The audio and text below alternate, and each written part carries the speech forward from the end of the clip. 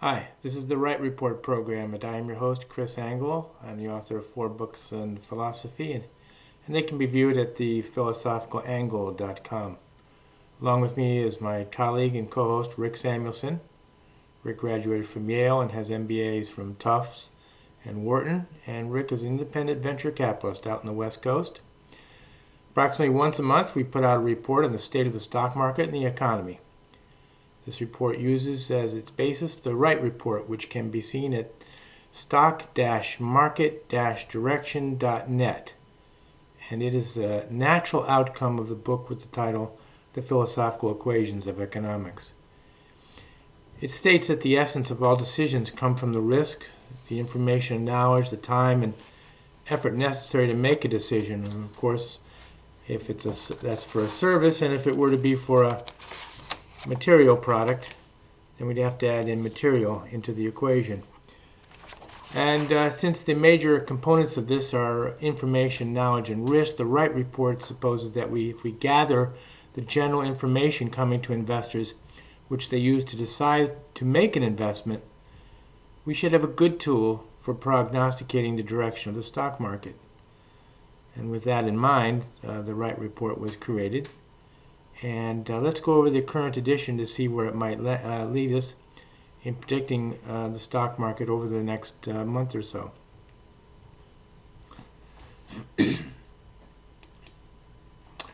So first we're going to go over the negative economic and business data snippets that have come our way. And from the Bureau of Labor Standards, total non-farm payroll fell by 701,000 people, and the unemployment rate rose to 4.4%. From the Conference Board Employment Trends Index, it plummeted in March, and the index stands at 60.39, way down from previous in February of 109.27. It's down 45% from a year ago. From the U.S. Census, sales of merchant wholesalers were down 0.8% from last month, and total U.S. business applications were down 4.5% from the fourth quarter last year.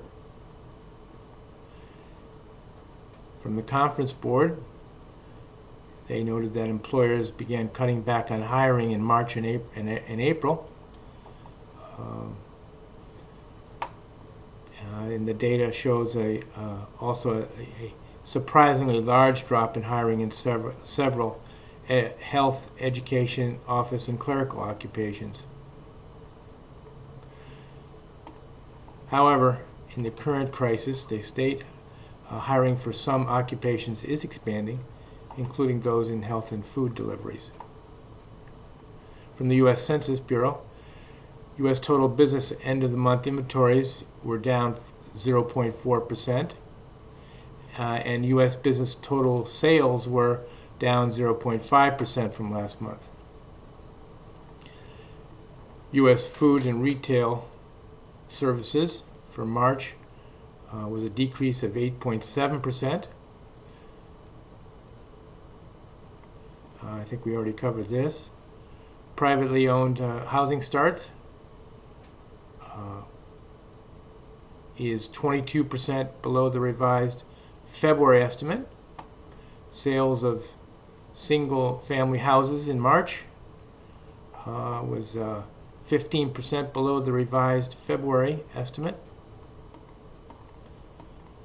From the CPB World Trade Monitor shows that the volume of world trade decreased 1.5%. New orders for manufactured durable goods in March decreased 36 billion, or 14.4%. And the Netherlands Bureau for Economic Policy, which we use to gauge for general indications of European economy.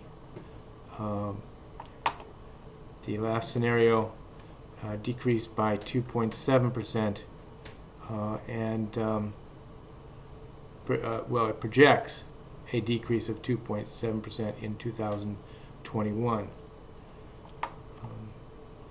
And in the fourth quarter of 2019, however, the GDP increased 2.1%.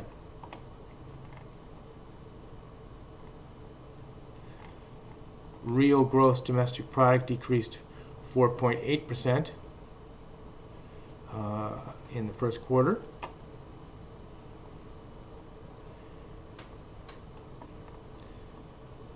Texas factory activity declined further in April, according to the Texas Manufacturing Outlook Survey.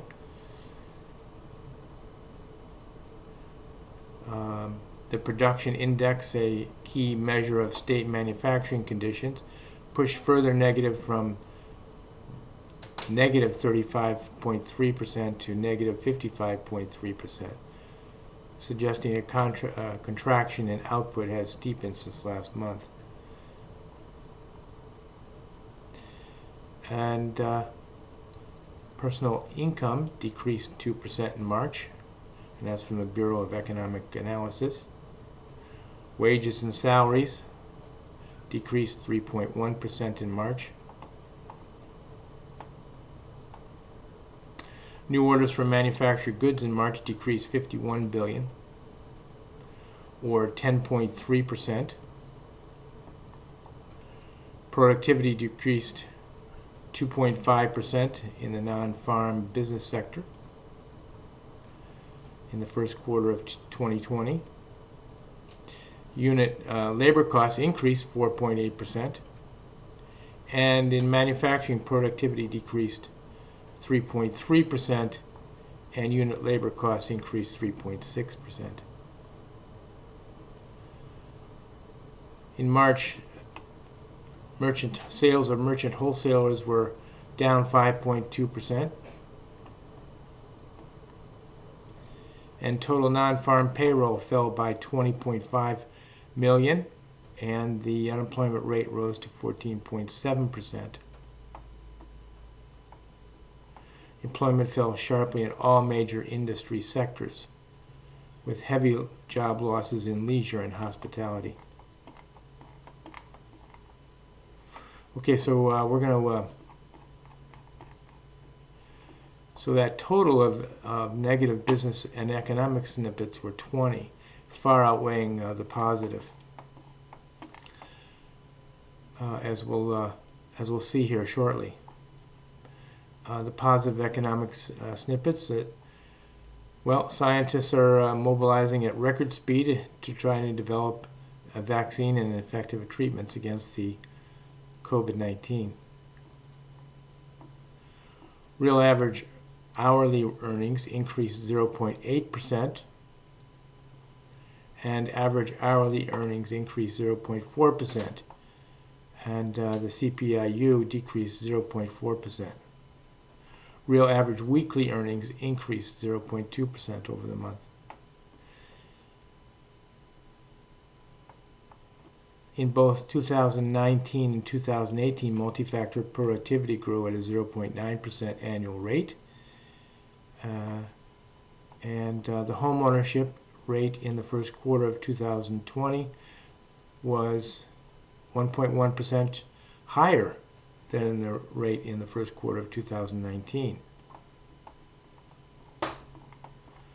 From the Conference Board, consumer assessment of present business and labor conditions declined 90 points to reach 76.4%, a record month-over-month drop. The consumers believe the economy is in recession right now. Total construction activity for March was 0.9% above the revised rate. Oh, and by the way, this Conference Board, you would think that would be in the negative column. However, consumers think that the outlook for business conditions and jobs will get better in the next 6 months, and that's why we put it here.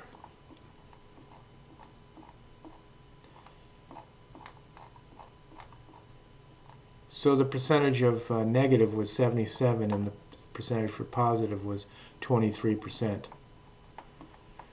And now we're going to go to the an economic analysis by tallying up the indicators that we use, the economic indicators, and see what summary we can come up with.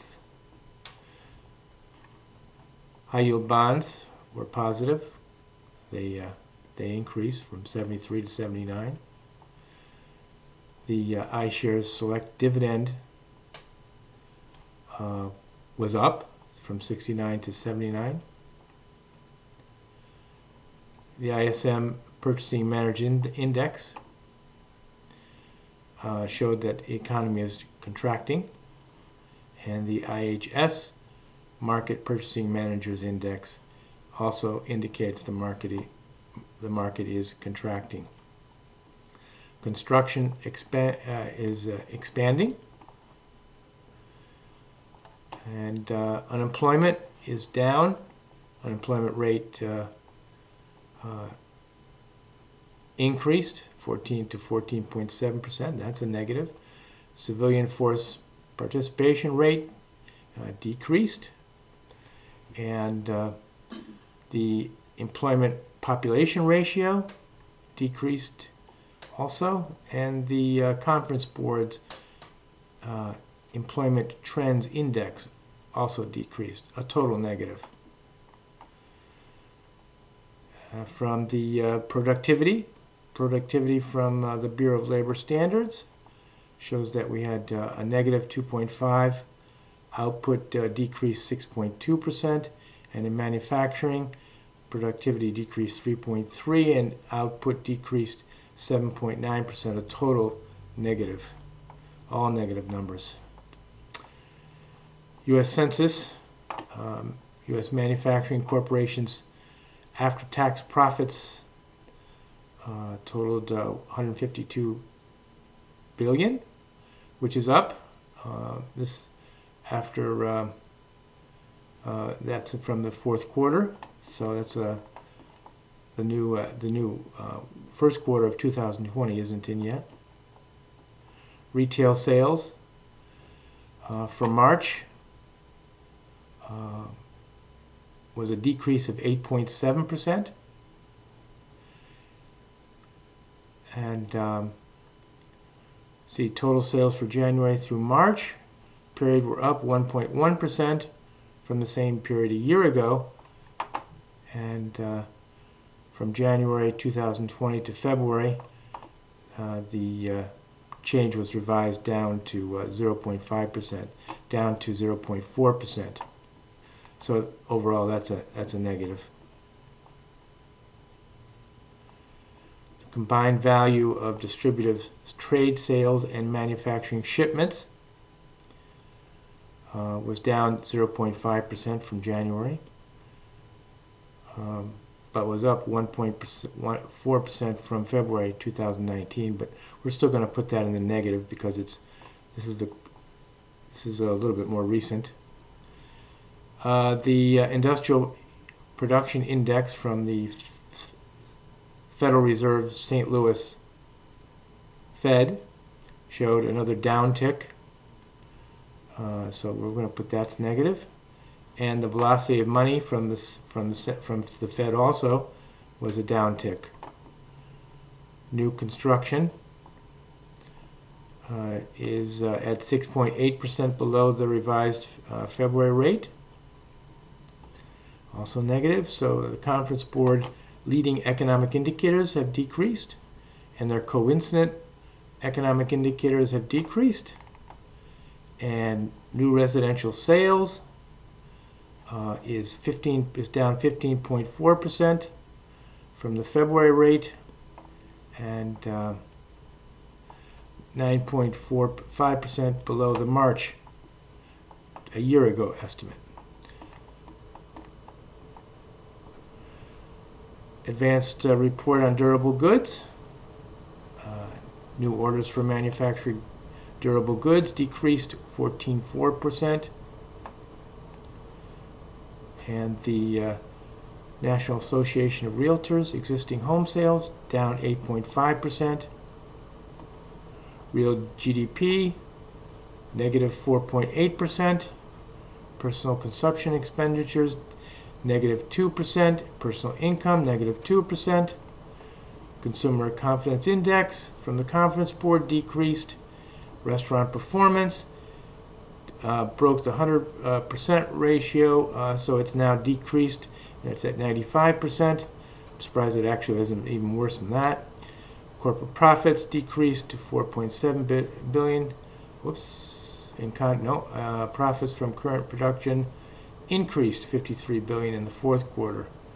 Okay, that's a little old. The first quarter will be coming out probably next month. And manufacturer shipment inventories and orders. New orders for manufactured goods in March, down 4 of the last 5 months, and or down 10.3%. And the World Trade Monitor shows that world trade decreased 1.5%. So in summary, we have 5 positives, 21 negative, and not too good a score. And so we're going to now go overall, take a look at this overall and see if we can make an index out of all this information. So the political risk is, we're going to put it as 0, kind of, which is neutral, as the China virus has increased the political risk, and the corporate taxes were cut, of course, so that's positive, and regulations are decreasing, that's positive, and government is making a large investment into viral research, so production of knowledge is very positive. And the technical analysis of the market shows that it's actually been going up the last couple weeks and has made a reversal from the downtrend from the when the realization of the coronavirus epidemic was coming to everybody's mind. So and the negative snippets are high at 77%, so we're going to give that a negative 5. And the economic indicators overall, as we talked about above, we're going to give that a negative 6, giving a total of a positive 18. And our RITE report strategy goes down to 71%. Down to 62.8% from last month's 71.4. So it's a big drop. So we're going to we're going to stay because of the because we're still positive here, and the market technically has reversed and started to go back up. The RITE report overall is going to stay long, and so let's see what Rick has to say. I've got here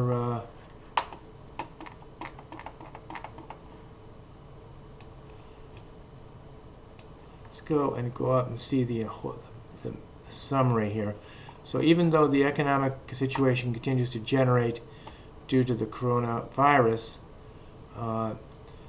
this China virus-induced economic crisis will start to clearly abate shortly as the states are beginning to open up and economic activity will begin to increase instead of continue to degenerate. So the market will advance incrementally as it has been doing for the last couple of weeks. And when a couple of medicines are accepted as being effective against the China coronavirus and they become available to the medical world in large quantities, and when testing kits become available and companies are able to test their employees so that the ones that are not infected could return to work, the market will respond positively even more with even more energy. And so, that said, let's see what Rick has to say about the prospects for the market and the economy over the next month or two. Rick, what do you think? Well, I broadly agree with that thesis. I think the market has gotten a bit ahead of itself. We still have quite a bit of bad news that's going to come out this summer. There'll be more bankruptcies, surprising bankruptcies in some cases. As you know, Hertz recently announced it was going bankrupt. A company that's been around for many, many years. So there'll be dislocations of that sort. I think the pressure to reopen is going to increase massively in the next month. Georgia was perhaps the first state to reopen, most dramatically, and it appears that COVID cases are not trending above what they were. So the consequences of having done that appear to be not that significant. And as other states watch Georgia, Texas, and the other early openers, citizens or the citizenry is going to get behind pushing this further faster, so that even the more autocratic states like California and Washington and Oregon and so forth and New York are going to face really severe political pressure to open in line with what the more capitalist states, call them capitalist states, are inclined to do. And we saw the news today that Elon Musk is opening his car factory in California, disobeying the state and county laws, and daring them to arrest it. So you're going to see a lot more of this kind of stuff going on. And that'll all be taken very positively in the stock market. I think one of the interesting angles to this that many other analysts have talked about is, the sectoral implications. I'm very, very hopeful that the educational lobby, monstrous, overcosted entity that the education franchise has become will start to break down. The costs are way ahead of the service being delivered. A lot is being done online ever more effectively, and it's long overdue that a new model be introduced. So I think a lot of liberal arts colleges will fail in the coming years as students wise up to the fact that they can get just as good an education mostly online for a tenth the price. Certifications will become much more important, and rightly so. I am a little skeptical about the oil industry. I think globally poor countries are going to need ever more oil, but now that many workers have discovered they can work from home and companies have come to accept this practice, there'll be less commuting. And I think that will be a benefit. That will be a more efficient way to do business going forward. So that will lead to greater productivity, particularly in the tech sector, but also in other sectors. A lot of service delivery. Imagine financial services. A lot of that can be delivered online. So new efficiencies will be introduced into many sectors that I think will enhance productivity and propel GDP growth forward. A little more skeptical that a vaccine is going to appear that quickly, but I think, given the fact that all the other prior disastrous viruses are still with us, and whether it's the Spanish flu or H1N1 or any of the others, they're still with us. But mankind, adapts, and will adapt to this one as well. There'll be enough people that achieve immunity that it won't be the problem, even if we don't have the virus. The vaccine. In a year's time, enough people will have developed immunity or adapted to it that life will go on as it always has. I think the fact that the United States is disengaging strategically from its prior trade relationship with China is all very positive.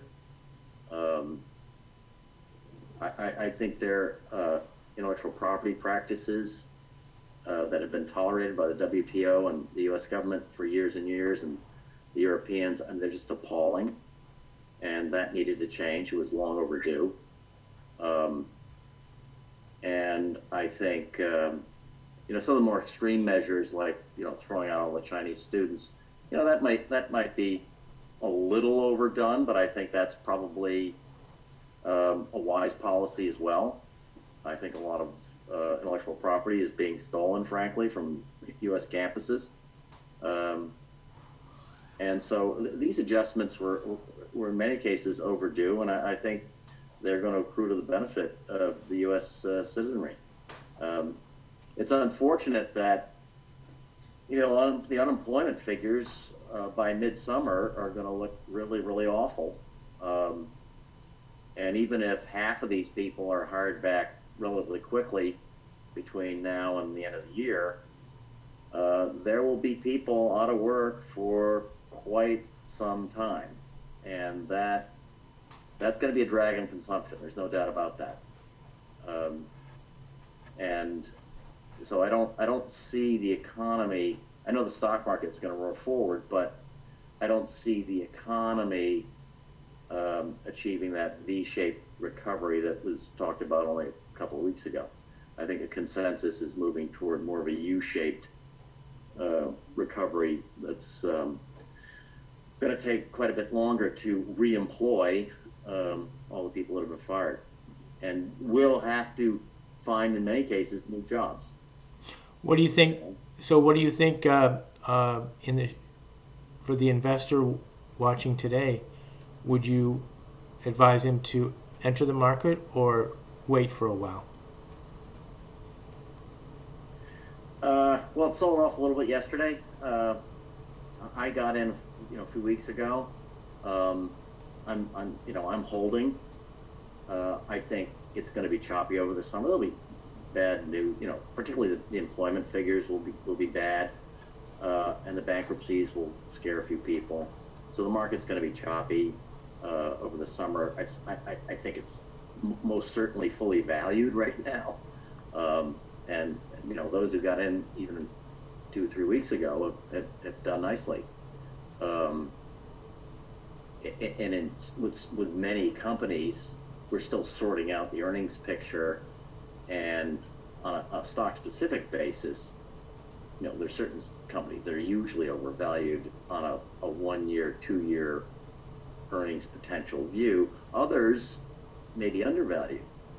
I think companies like Amazon, Alibaba, that deliver stuff, they're going to do extremely well out of this because of sectoral changes to the way the consumers behave. I don't think everyone's going to order everything online, but I think there's going to be a segment of the population that says, this mostly works, and I'm going to continue doing it going forward. And that means, the retail sector is really at risk. I think there'll be a lot of shedding of employees, and that probably will never bounce back to the group, to the place it was a year ago. Those employees will in some cases migrate to Amazon and other companies like that. But for sure, you're seeing it in the commercial real estate prices. Commercial real estate is going to get hit very badly. The other thing I would mention is that if you're not invested in the stock market, where are you going to put your money? Are you going to put it in commodities under these circumstances? Then selectively, perhaps. Gold's held up well. Are you going to put it in commercial real estate? I don't know if we've seen the bottom there. Are you going to put it in bonds? Well, not a lot of yield in the near future, or maybe even in the far future. So, institutional investors are not exactly spoiled for choice. Right. Okay. Thanks for that input, Rick, and we'll see everybody next month on the RITE report. Okay, thank you.